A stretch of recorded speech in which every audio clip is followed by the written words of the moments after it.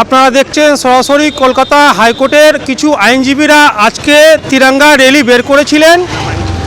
আর আমরা এখন জানার চেষ্টা করব আমাদের যে গর্ব, কলকাতা হাইকোর্ট গর্ব, আর এখানকার আমাদের যেটা আইনজীবী আছে আজকে কিছু বলার চান্স আমরা পেয়েছি। আর আমি স্যার থেকে জিজ্ঞাসা করব আজকে এই র্যালি ব্যাপারটা সঠিকভাবে কি।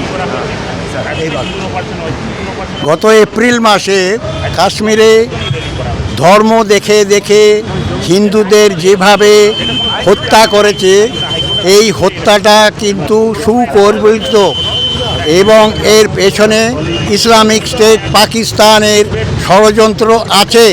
এবং এই ষড়যন্ত্র ইসলামিক টেররিজম এটা ভারতবর্ষে অনেক দিন আগেই শুরু হয়েছিল। মোদিজির পূর্ববর্তী কোনো সরকার সঠিক পদক্ষেপ নেননি, যার ফলে এই ইসলামিক টেররিজম ভারতবর্ষের বুকে গেড়ে বসেছে।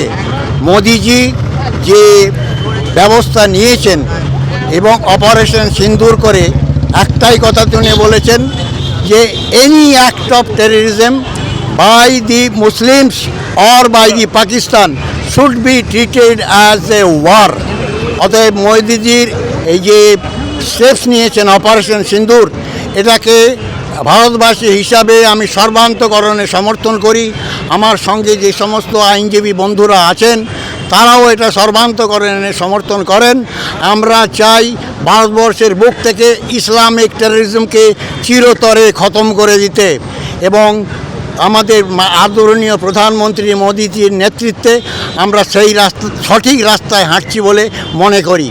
ভারত মাতা কি জয়।